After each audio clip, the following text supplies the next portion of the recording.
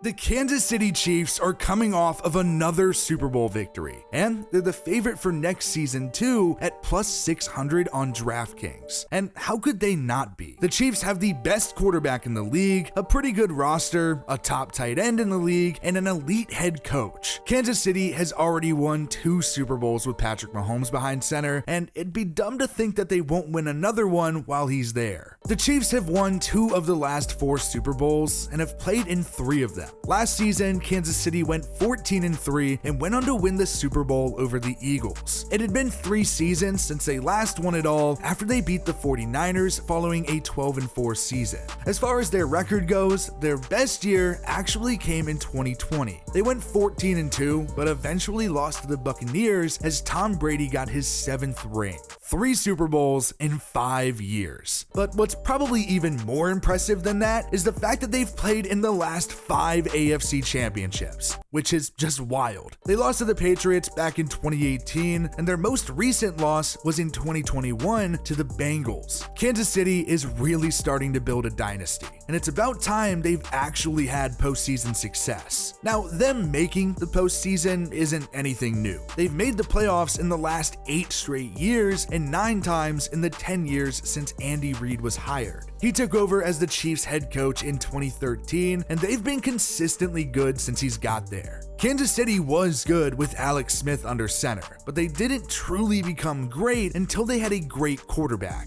Patrick Mahomes. The Chiefs risked moving up at the 2017 NFL Draft to take Patrick Mahomes at 10, and now he's the best quarterback in football. He sat his rookie season, and then he took the league by storm. In 2018, Mahomes won MVP after a truly insane year. He had 5,097 yards, a league-leading 50 touchdowns, and 12 interceptions. Mahomes truly came out of nowhere. And suddenly, the Chiefs had a true Super Bowl window. And it didn't take long for them to cash in because they ended up winning it all in just Mahomes' 2nd season. That year, he had 4,031 yards and 26 touchdowns to 5 interceptions. Statistically, it was actually the worst of his career as a starter, which is pretty damn hilarious. 2020 and 2021 were both really similar years for Mahomes. He had over 4,700 yards and 30+ touchdowns. The big difference was in turnovers.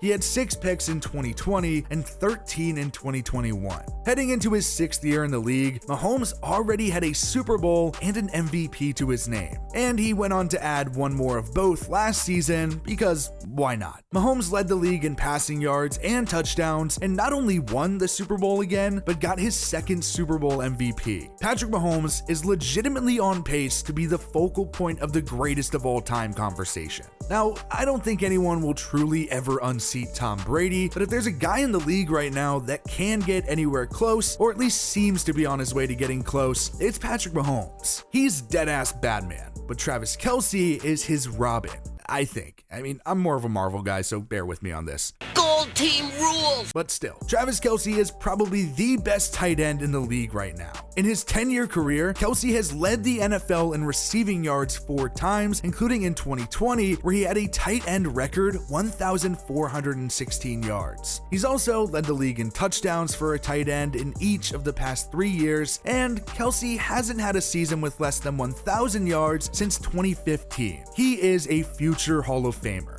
And he's Patrick Mahomes' right-hand man, which is good because the rest of the offensive weapons are underwhelming to say the least. The list at number 1 right now is Marcus Valdes-Scantling. He had 687 yards last season, but he's not a number 1 talent at all. If he's your number 1, your weapons are pretty damn weak. But Patrick Mahomes is him, so it really doesn't matter anyways. Kadarius Toney is the projected 2, and he had just 171 yards in 7 games with the Chiefs in 2022. I think he could actually end up taking over the top role in Kansas City as the year goes on. The Chiefs traded a 3rd and 6th round picks to the Giants for Toney last year after he had a pretty rough time in New York after they took him in the 1st round in 2021. Finally, the probable 3 is Sky Moore, a 2nd rounder last year who had 250 yards as a rookie. When it comes to running back, the Chiefs have consistently not needed to pay one. I mean, it's such a friendly system because teams are so worried about Mahomes and Kelce instead. So Kansas City can literally plug in anybody, and they have. They did take a running back in the first round back in 2020, Clyde Edwards-Helaire, and I bet they regret it because he's probably going to be the third stringer this season. The starter is likely Isaiah Pacheco, who had 830 yards last year as a 7th round rookie. Literally any running back can have some kind of success in Kansas City, and the offensive line that they have helps with that a lot too. They had one of the best lines in football last year. The interior of the line is the same, Creed Humphrey is an elite center, and Joe Thuney and Trey Smith are both great at guard. The tackle spots are a bit different now though. Orlando Brown signed with the Bengals this offseason, and Andrew Wiley left for the Commanders. Kansas City did do a good job at replacing them though. The Chiefs signed Jawan Taylor to a 4-year, $80 million contract after his time with the Jaguars. He's gonna stick at right tackle, and at left tackle, Kansas City signed Donovan Smith to a 1-year deal. He's solid enough and started 124 games over 8 seasons in Tampa. Last season, the Chiefs had the second most sacks in the league and were 4th in passes defended, but they also allowed the most passing touchdowns and second highest passing touchdown rate. Kansas City did have a lot of young talent they relied on last year, so if they can just continue to develop, that'll be huge for them. Trent McDuffie was a first a year ago and went on to play 12 games as a rookie. L'Jarius Sneed will probably be the guy opposite of him. He's entering his 4th season in the league, all with the Chiefs. The safety core is going to look a little bit different after Juan Thornhill signed with the Browns. Justin Reed is back, but the Chiefs are going to have to rely on Brian Cook, who's entering his 2nd season after Kansas City took him in the 2nd round. The Chiefs linebacker core looks pretty damn identical from last year. Nick Bolton is there in the middle with Willie Gay and Drew Tranquill on both sides. The edge rusher spot is probably going to be the one that looks the most different this season.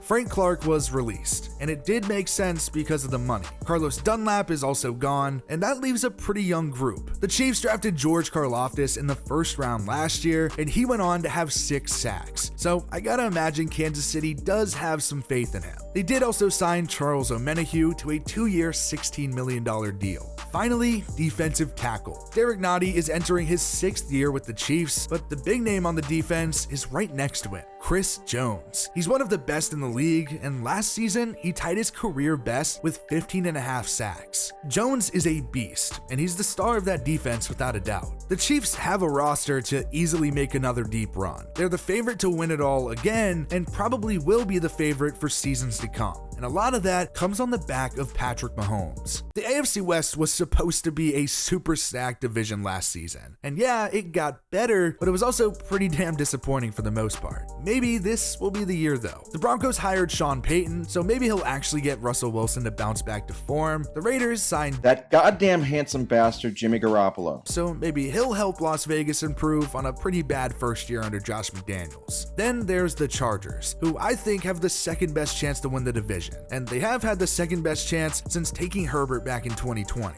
Justin Herbert is good, and Los Angeles has the roster, but I don't think it's enough to outdo the Chiefs, just because they're that good. They've been the kings of the league. Patrick Mahomes already has 2 rings and 2 MVPs to his name, and he might as well just be getting started. The Chiefs are good. They're really good, and it's hard to see how long it'll take for that to not be the case. But at least until Patrick Mahomes shows any sign of not being the best quarterback in the league, it's safe to say the Chiefs are a perennial Super Bowl contender.